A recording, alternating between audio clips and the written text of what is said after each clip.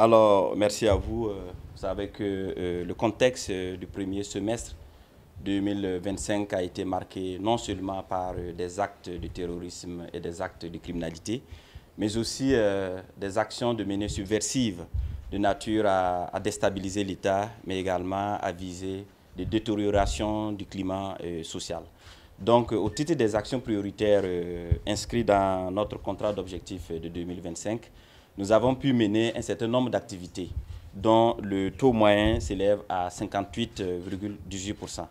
Au titre du terrorisme, en plus des actions de reconquête, de stabilisation et de consolidation, nous avons mené une lutte contre le financement du terrorisme, notamment le trafic de drogue, le trafic de vivres à destination des zones difficiles, le trafic de carburant et le trafic de motos.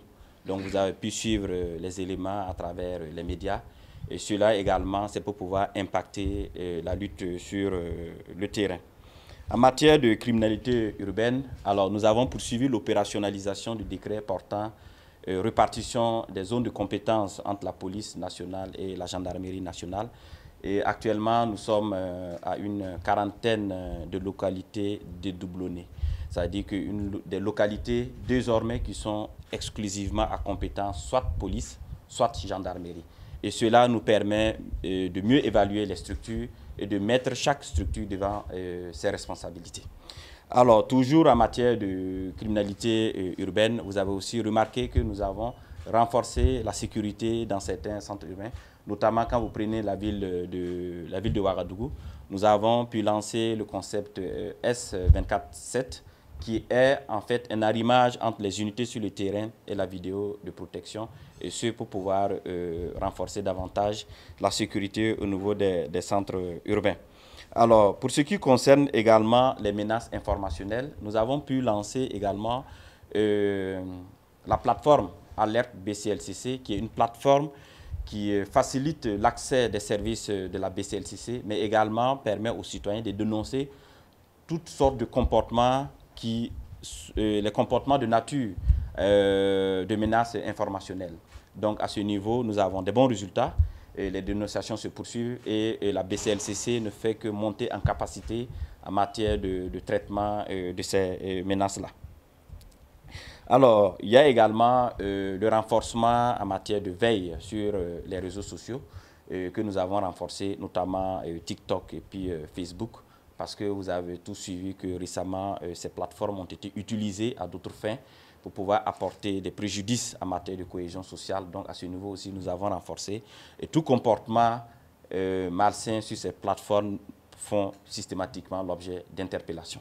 Alors, en matière de sécurité routière, nous avons aussi poursuivi la sensibilisation en matière de port de casque. Et au niveau du ministère de la Sécurité, vous avez aussi constaté que chaque fin du mois, nous publions les statistiques des accidents. Et nous sommes en train d'aller à une évaluation de taux de prévalence par zone pour pouvoir mieux évaluer le phénomène d'accident dans notre pays. Et également, à ce niveau, nous avons aussi renforcé la lutte en matière de hors-gabarit. Vous avez suivi aussi sur le terrain, nous sommes sortis et nous avons donné des délais pour qu'il n'y ait plus de hors-gabarit sur les réseaux routiers de notre pays. Donc à ce niveau, en tout cas, toutes les mesures sont prises pour que ce phénomène cesse et ce pour pouvoir impacter également le phénomène d'accident dans notre pays.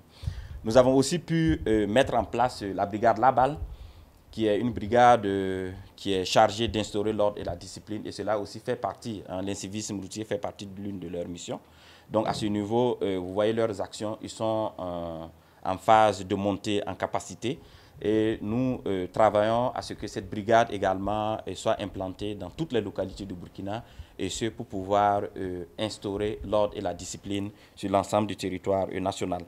En matière de documents d'identité, alors actuellement nous sommes à la phase de production massive des passeports AES, c'est une réalité.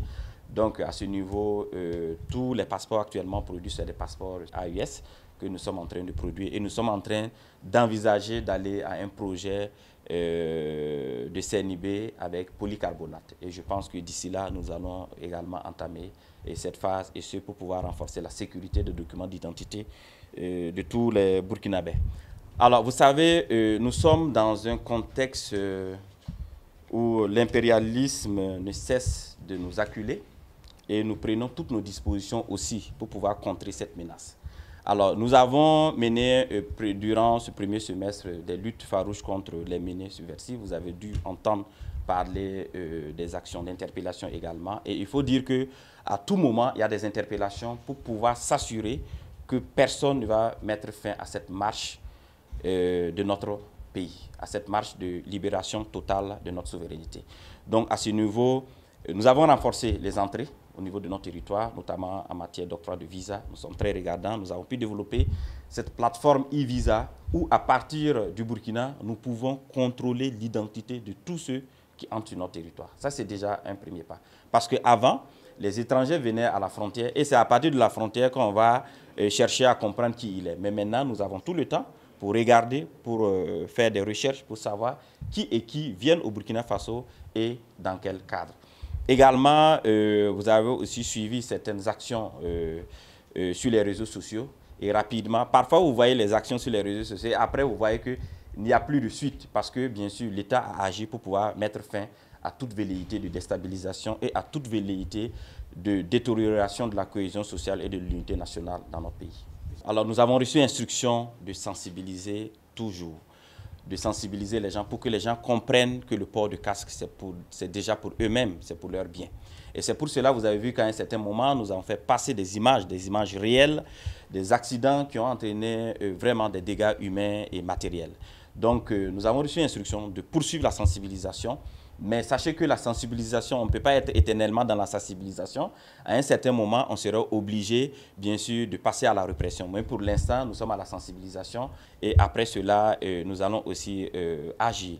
L'autre aspect aussi, c'est la vente des motos avec les casques. Vous avez aussi suivi que nous avons pris un communiqué conjoint pour pouvoir inviter tous les vendeurs de motos de vendre les motos avec des casques. Parce que quand vous vendez les motos sans casque et vous contraignez l'usager à aller acheter des casques, ça ne fait que, bien sûr, impacter sa poche. Et là, également, ça fait mal. Donc, à ce niveau, nous allons renforcer aussi cette sensibilisation auprès des vendeurs de motos pour que toutes les motos désormais vendues soient vendues avec des casques. Voilà, de façon résumée, les activités que nous avons pu mener dans ce premier semestre 2025.